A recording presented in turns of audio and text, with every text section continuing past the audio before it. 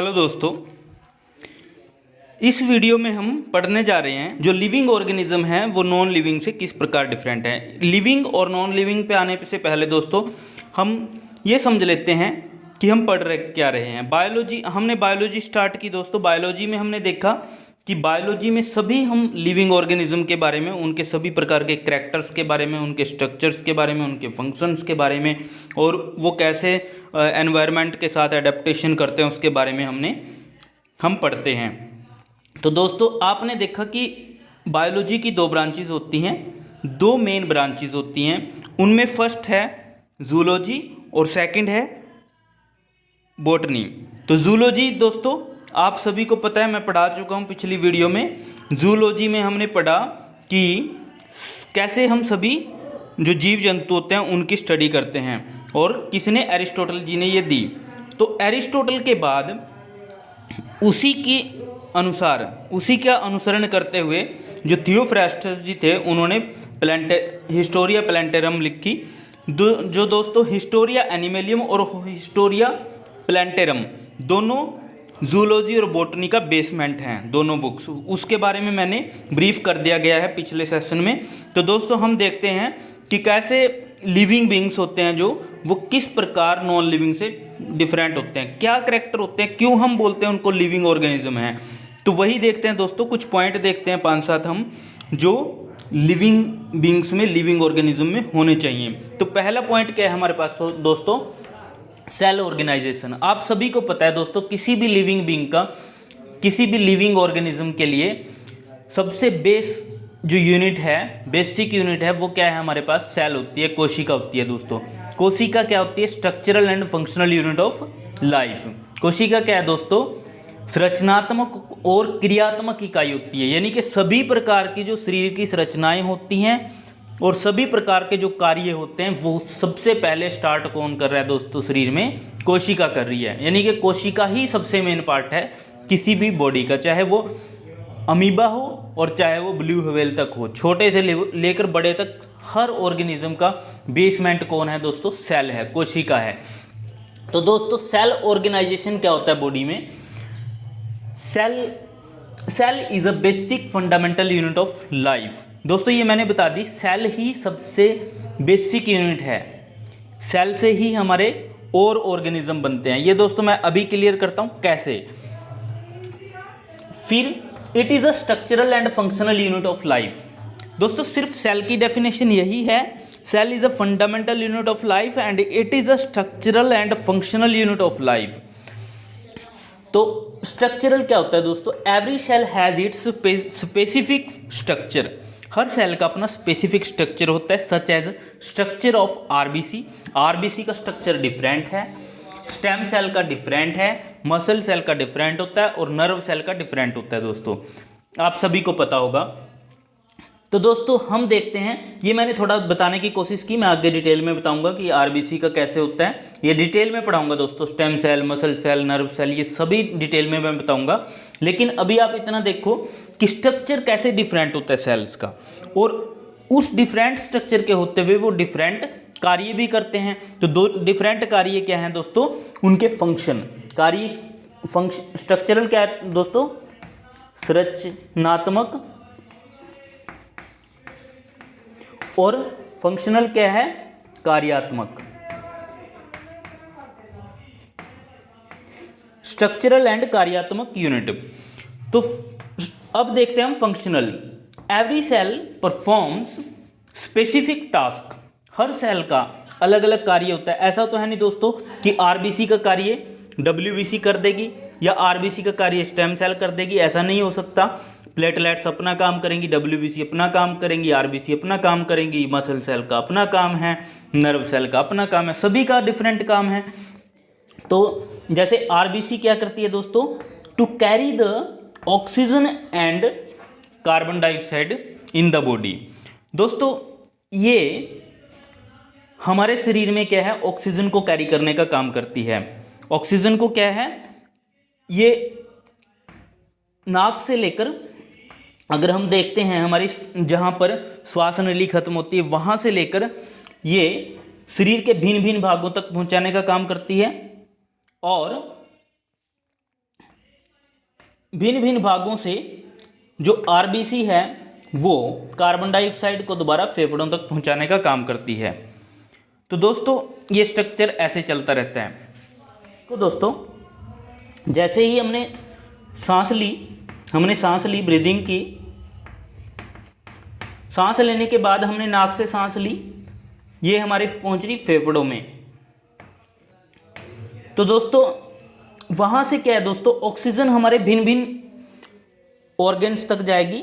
Example के लिए वो जाती है आपकी मसल तक जाती है। तो मसल में वहाँ पर क्या होगी दोस्तों, एनर्जी चाहिए हमें कार्य करने के लिए। क्या है दोस्तों, एनर्जी चाहिए। किसी भी टाइप के फंक्शन के लिए हमें एनर्जी चाहिए होती है। तो दोस्तों वहाँ पर ऑक्सीजन क्या करेगी, बर्न करेगी हमारे मॉलिक्यूल्स को, चाहे वो कार्बोहाइड्रेट है, प्रोटीन है, फैट है, उनको बर्न करेगी। बर्न करने के बाद एनर्जी रिलीज करेगी। एनर्जी रिलीज होगी दोस्तों तो हमारी बॉडी को एनर्जी मिलेगी कार्य करने के लिए।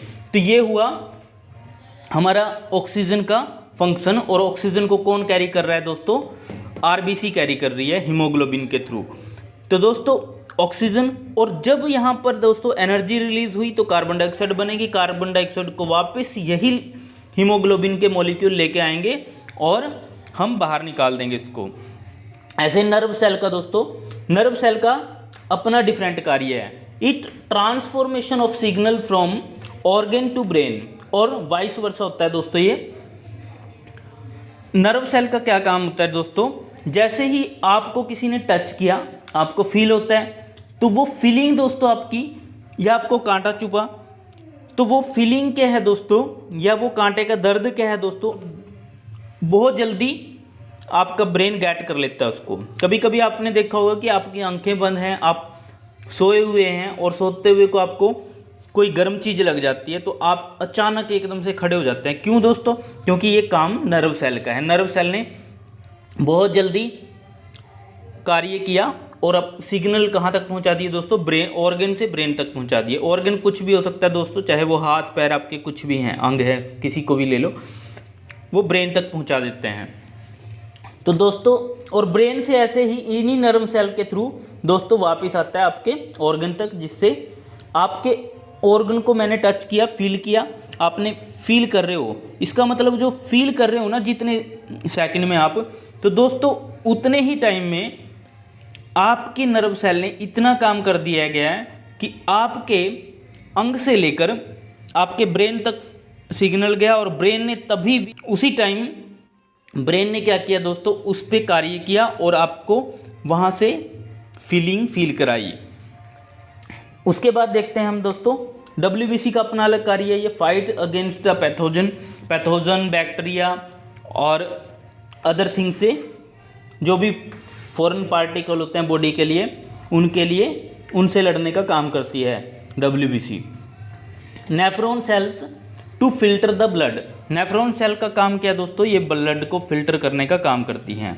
तो दोस्तों इसमें हम देखते हैं, अब हमने सेल को समझ लिया, सेल क्या होता है दोस्तों। सेल प्लस, जिस प्रकार हम फिजिक्स में देखते हैं, केमिस्ट्री में देखते हैं, केमिस्ट्री में हम क्या देखते हैं दोस्तों, सबसे छोटा एटम होता है हमारे पास।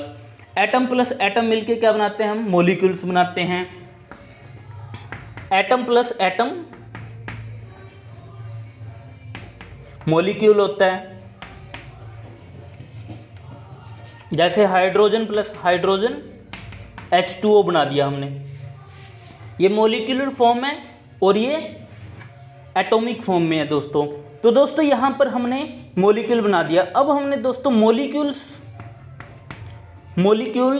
प्लस मॉलिक्यूल्स क्या होते हैं, ये कंपाउंड बनाते हैं दोस्तों। क्या बनाते हैं, कंपाउंड बनाने का काम करते हैं। कंपाउंड के बाद अगर हम डिफरेंट कंपाउंड्स को या कंपाउंड के साथ मॉलिक्यूल्स को या एटॉमिक लेवल की कोई चीज़ मिलाते हैं तो दोस्तों मिक्सचर प्राप्त होता है हमें।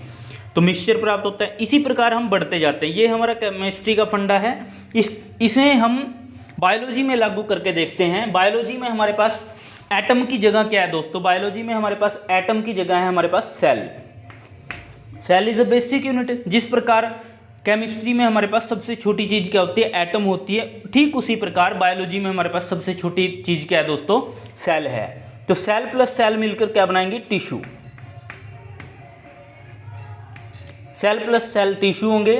टिश्यू के बाद दोस्तों ऑर्गन बनेगा। ऑर्गन के बाद ऑर्गन सिस्टम बनेगा।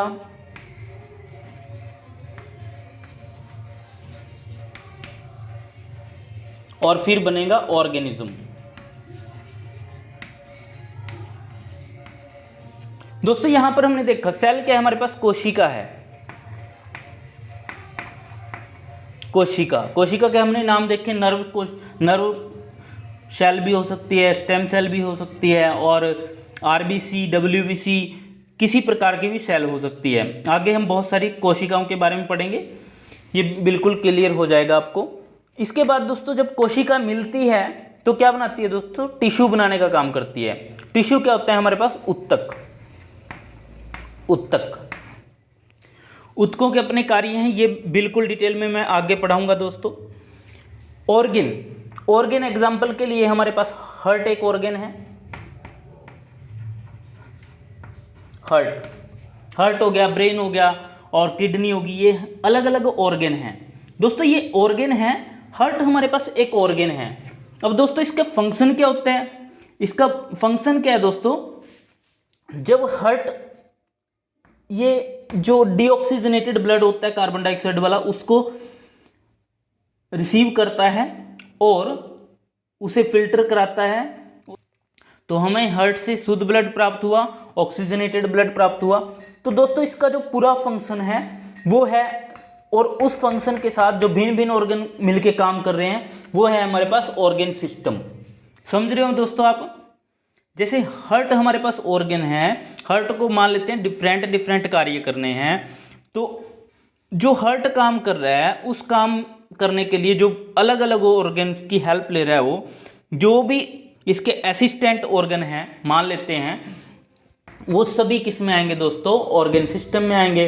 ऑर्गन सिस्टम, जब सभी प्रकार के ऑर्गन सिस्टम मिल जाएंगे, जैसे जिस प्रकार एक्सक्रेटरी सिस्टम अलग होता है, रेस्पिरेटरी सिस्टम अलग है, ब्लड सर्कुलेशन सिस्टम अलग है दोस्तों, ये सभी सिस्टम मिलके ही तो क्या बना रहे हैं? हमारी बॉडी बना रहे हैं, तो ऑर्गेनिज्म बन रहा है। तो मुझे लगता है दोस्तों आपको ये बात क्लियर हुई होगी।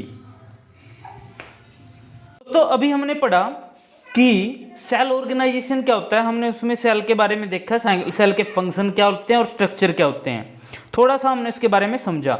अब हम लिविंग ऑर्गेनिज्म की दूसरा ऐसा कैरेक्टर देखते हैं जो उसको नॉन लिविंग से डिफरेंट बनाता है। तो हमारा दूसरा कैरेक्टर क्या है दोस्तों?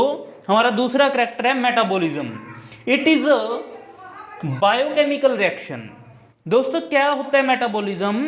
बायोकेमिकल रिएक्शन होता है। इसको क्या बोलते हैं हम? उपापचयन क्रिया। Those all types of chemical reaction that involved in maintaining living states of cell and organism।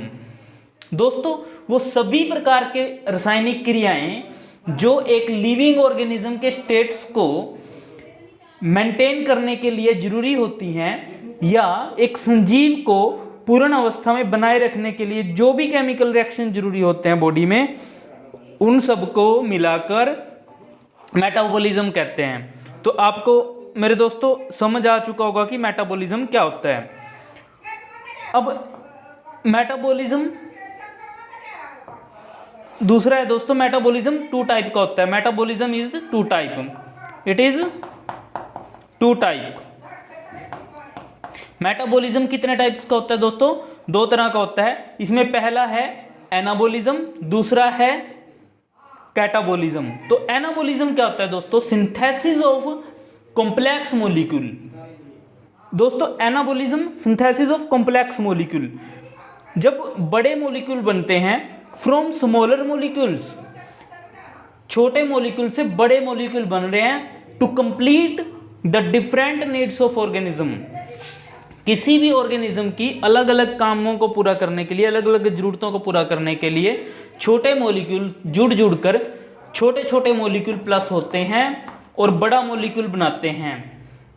इसमें दोस्तों ग्रोथ होती है बॉडी की। एग्जाम्पल के लिए अपने खाना लिया, खाने में क्या है, कार्बोहाइड्रेट है, फैट्स हैं और प्रोटीन है। आपने प्रोटीन लिया, फैट्स लिए और कार्बोहाइड्रेट लिया। दोस्तों वो मिलकर आपकी, मान लेते हैं मसल सेल के पास गए। कहां पर गए दोस्तों? मसल सेल के पास। तो मसल सेल के पास गए दोस्तों, जो मसल सेल है, आपने देखा होगा जो मसल्स बनते हैं या मोटापा आता है, फैट्स इंक्रीज होते जाते हैं, तो वो क्यों हो रहे हैं दोस्तों? क्योंकि उनको प्रॉपर खाने में डाइट मिलती रहती है। आपने देखा होगा किसी का मांस लटका हुआ, लटक रहा क्यों है दोस्तों? क्योंकि जो मसल सेल है उनके बहुत काम कर रहे हैं।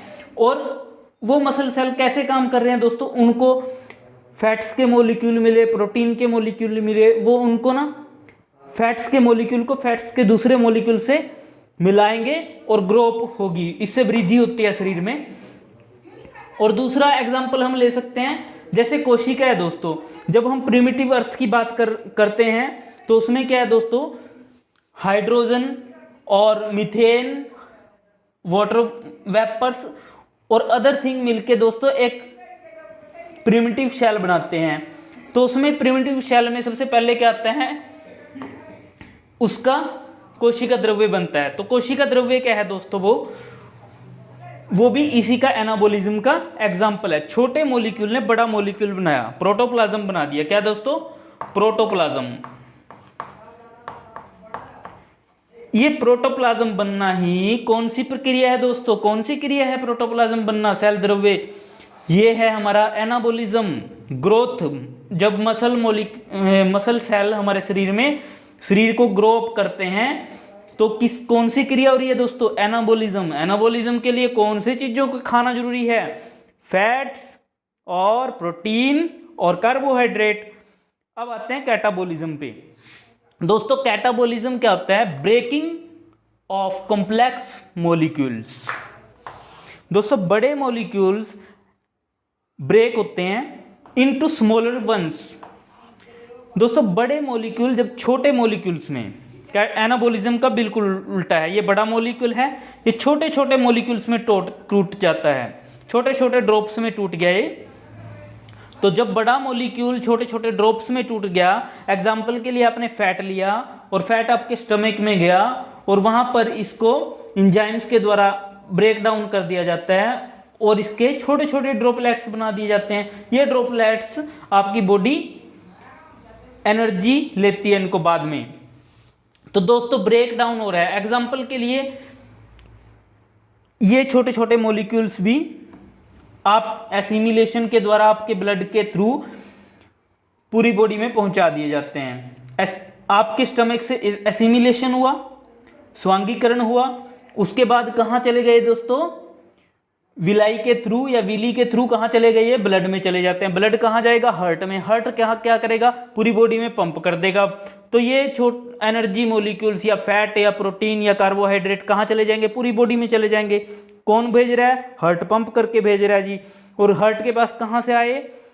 ये जो हमारी स्मॉल इंटेस्टाइन होती है उसमें विलाई होती है, विलाई या विली के थ्रू एसिमिलेशन कर दिया जाता है, स्वांगीकरण कर दिया जाता है। उसके थ्रू ये ब्लड में मिले और ब्लड हार्ट में गया, हार्ट ने इसको पंप कर दिया तो बॉडी के भिन्न भिन्न पार्टों में इस प्रकार एनर्जी मॉलिक्यूल पहुंचे। एग्जाम्पल के लिए एनर्जी मॉलिक्यूल पहुंचा आपके अंग के पास, आपके ऑर्गन के पास, वहां पर आपने श्वास के थ्रू क्या गई दोस्तों? ऑक्सीजन गई। ऑक्सीजन ने क्या किया वहां जाके? ऑक्सीजन ने उस मॉलिक्यूल को तोड़ दिया और एनर्जी रिलीज कर दी। एनर्जी रिलीज की और साथ में और रिलीज क्या किया दोस्तों? Carbon dioxide. तो कार्बन डाइऑक्साइड दोबारा हम नाक के थ्रू बाहर निकाल देते हैं और एनर्जी को हम अपने बॉडी जो होती है वो भिन्न भिन्न क्रियाओं के लिए यूज कर लेती है।